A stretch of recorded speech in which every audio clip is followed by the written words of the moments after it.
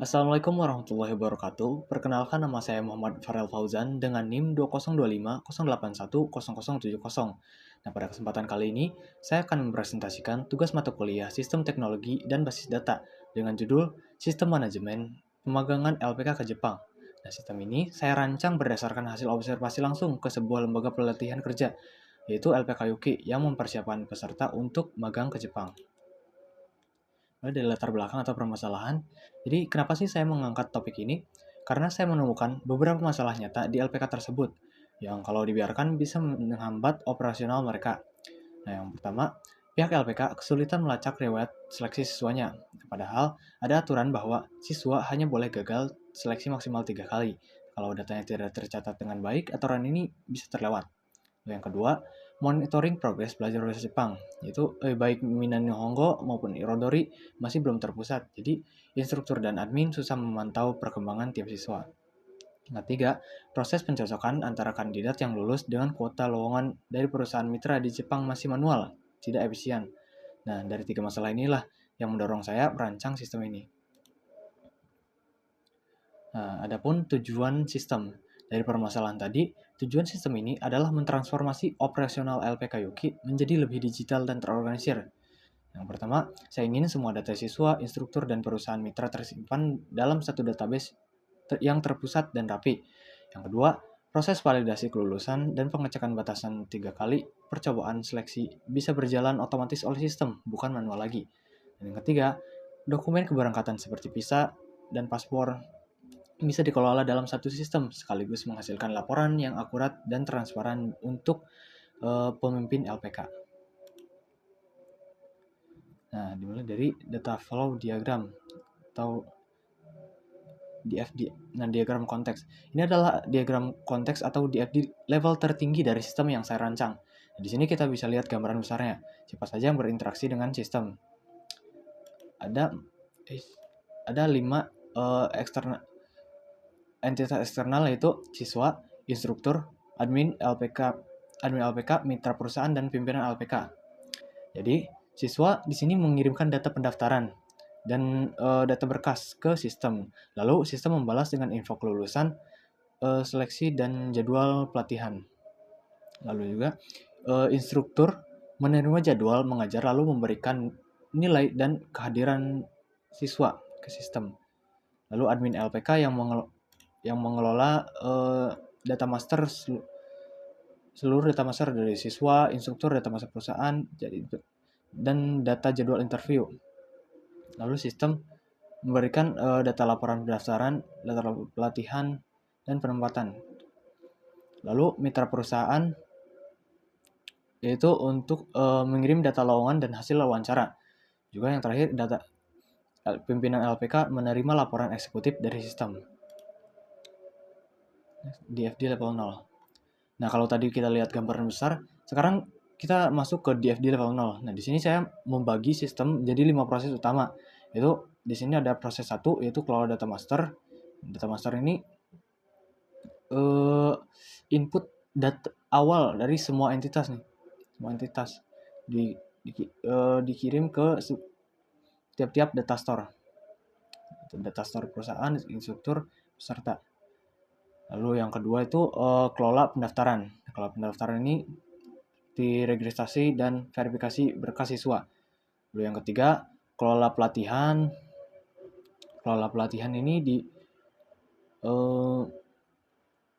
untuk penjadwalan kelas dan pencatatan nilai. Dikelola oleh instruktur, lalu mengirimkan data ke data store pelatihan, dan dikirimkan juga data jadwal pelatihannya ke peserta. Lalu yang keempat, proses keempat itu kelola seleksi dan wawancara. Nah, di sini tujuan untuk matching kandidat dengan lowongan, termasuk logika yang maksimal 3 kali percobaan itu. Yang terakhir itu proses 5 itu kelola laporan, yang menghasilkan laporan untuk admin maupun LPK. Dibuat dari tiap-tiap diambil dari data store lalu dikirimkan ke tiap-tiap entitas eksternal. Nah, masuk ke DFD level 1, proses 1. satu. Nah, di sini itu ada kelola data master, yaitu prosesnya ini dibagi menjadi 3 subproses lagi, yaitu input data peserta, input data instruktur, dan input data perusahaan mitra. Nah, semuanya itu dilakukan oleh admin LPK yang mengirimkannya. Di outputnya itu adalah tersimpannya database master yang valid dan siap digunakan oleh proses-proses selanjutnya dalam sistem. Nah, dikirim ke tiap-tiap data store. Next ke DFD level 1 proses 2. Nah, proses 2 itu adalah kelola pendaftaran. Nah, alurnya itu dimulai dari peserta yang mengirimkan biodata dan berkas dokumen ke sistem. Lalu sistem kemudian memverifikasi kelengkapan dan kelayakan berkas tersebut dikirimkan ke data store peserta. Lalu outputnya itu ada 2. Itu dokumen pendaftaran tersimpan secara digital di sistem dan si peserta mendapatkan notifikasi status kelulusan administrasinya, entah itu lulus maupun tidak lulus. Next ke proses 3. Nah, di proses 3 ini adalah kelola pelatihan. Nah, di sini ada 2 subproses.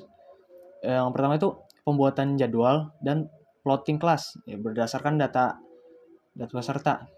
Nah, dari data peserta masuk ke proses 3 pelatihan. Lalu si proses ini mengirimkan ke entitas peserta itu jadwal pelatihan. Lalu yang kedua itu dan juga ke mengirimkan data jadwal mengajar dan data siswa pelatihan ke instruktur juga. Yang kedua, pencatatan nilai dan kehadiran harian oleh instruktur. Nah, instruktur mengirim data nilai siswa dan data kehadiran siswa. Lalu si proses 3.2 ini mengirimkan data pelatihan ke data store.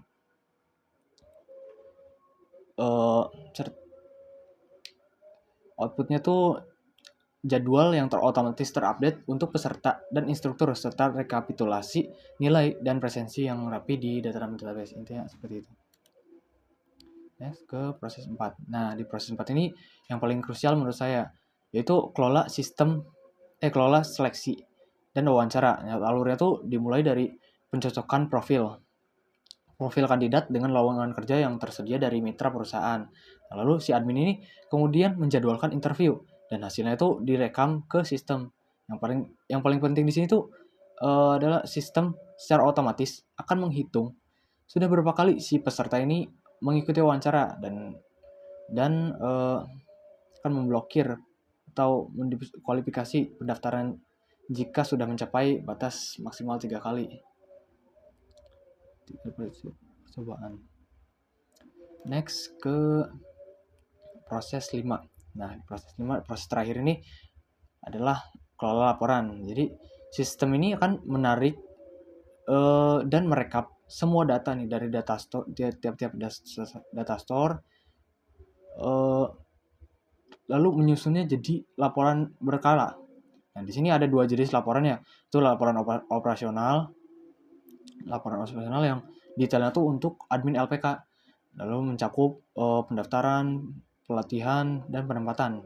Dan juga laporan eksekutif yang lebih ringkas dan strategis khusus untuk pimpinan LPK. Ke Entity Relationship Diagram atau ERD.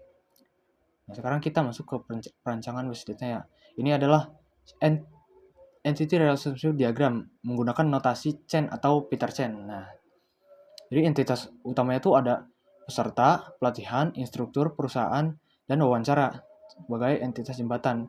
Relasinya itu, jadi si peserta mengikuti pelatihan. Lalu pelatihan diajar oleh instruktur. Lalu juga peserta memilih lowongan dan perusahaan mengadakan wawancara. Nah, di sini satu peserta melakukan maksimal. Di sini ada 1.3 itu tandanya maksimal sampai 3 kali. Jadi peserta melakukan maksimal 3 kali wawancara. Seperti itu. Yang fungsinya itu mencatat urutan percobaan lah sehingga bisnis rule maksimal 3 kali ini tuh bisa diterapkan langsung di level basis data ini. Next ke ERD notasi Martin. Nah, itu ERD yang sama ya, cuman tampilannya beda dengan di tampilan dengan notasi Martin atau Crowsfoot. Jadi notasinya tuh lebih umum digunakan dalam pengembangan sistem nyata. Nah, di sini kita bisa lihat nih lebih jelas tipe data atribut, primary key dan foreign key dari masing-masing tabel. Misalnya nih, dari tabel wawancara, kita punya foreign key ke tabel peserta. Nah, misalnya wawancara yang menghubungkan keduanya tuh dalam satu transaksi wawancara. Lalu relasi antar tabel. Nah, di relasi antar tabel ini tuh fisik dalam basis data. Jadi kita bisa lihat ada 4 relasi utama, yaitu instruktur berelasi ke pelatihan lewat FK pelatihan mengajar instruktur. Lalu peserta berelasi ke pelatihan lewat FK peserta mengikuti pelatihan. Lalu perusahaan berelasi ke wawancara lewat FK wawancara mengadakan perusahaan. Dan peserta berelasi ke wawancara lewat FK wawancara mempunyai peserta. Seperti itu. Lalu, masuklah ke normalisasi tabel. Yang pertama saya akan bahas itu UNF atau Unormalized Form. Yaitu data mentah yang belum dinormalisasi sama sekali. Jadi semua atribut di sini tuh masih dari berbagai entitas, masih digabung dalam satu besar. Ini tuh sebenarnya jadi 4 baris sebenarnya. Cuman saya potong karena tidak cukup. Yang kalau misalnya disatukan itu akan sangat panjang sekali ini ya. Nah, di sini kita bisa lihat ya, ada data peserta, pelatihan, perusahaan, dan wawancara. Juga instruktur. Semuanya jadi satu ya. Ini tuh tentunya tidak efisien dan rawan anomali data. Nah, pada itu, pada tahap normalisasi tabel 1NF, saya memastikan setiap sel hanya berisi satu nilai atomik. Jadi tidak boleh ada nilai ganda dalam satu kolom. Nah, misalnya di sini nih, ada PST001 yang punya 2 materi pelajaran sekarang. Yang tadinya kan ini tuh masih menggunakan koma-koma. Jadi tadinya tuh tetap bahasa menengah, koma kanji 300. Nah, sekarang dipisah jadinya tuh jadi 2 baris terpisah gitu. Begitu pula di PST002 nih yang punya 3 materi. Jadi karena 3 materi jadi 3 baris. Jadi tabel ini tuh sudah lebih rapi. Jadi tapi masih ada redundansi data yang perlu diselesaikan pastinya di tahap berikutnya. Next ke normalisasi 2NF. Di 2NF ini saya mulai memisahkan tabel berdasarkan ketergantungan fungsional penuh terhadap primary key-nya. Jadi hasilnya tuh tabel besar yang tadi tuh dipecah menjadi tabel-tabel yang lebih fokus. Ada tabel peserta yang berisi semua atribut yang hanya bergantung ke ID peserta ini. Gak ada ID primary key lain ID peserta, dan tabel instruktur yang atributnya itu bergantung penuh pada ID instruktur. Begitu pula ke tabel perusahaan yang atribut itu juga bergantung penuh pada ID perusahaan. Tahu istilahnya itu sudah berdiri sendiri lah. Jadi redundansi datanya tuh sudah berkurang signifikan. Seperti itu. Next ke 3NF. Nah, di tahap terakhir ini tuh ada 3NF. Jadi di sini saya menghilangkan ketergantungan transitif, yaitu atribut yang bergantung bukan pada primary key, tapi pada atribut non key lainnya. Jadi di sini hasilnya kita punya 6 tabel yang sudah bersih. Jadi ada peserta, instruktur, perusahaan, pelatihan, detail peserta. Nah, ini detail peserta sebagai tabel bridge untuk relasi many to many dan wawancara. Nah, sekarang itu sudah optimal dan bebas anomali insert, update, maupun delete.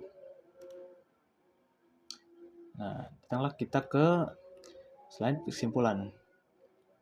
Jadi, secara keseluruhan, perancangan sistem informasi manajemen pemagangan LPK ke Jepang ini telah berhasil disusun secara integrasi dan konsisten, mulai dari pemetaan aliran data, fungsional, dan pada diagram konteks, DFD level 0, dan DFD level 1.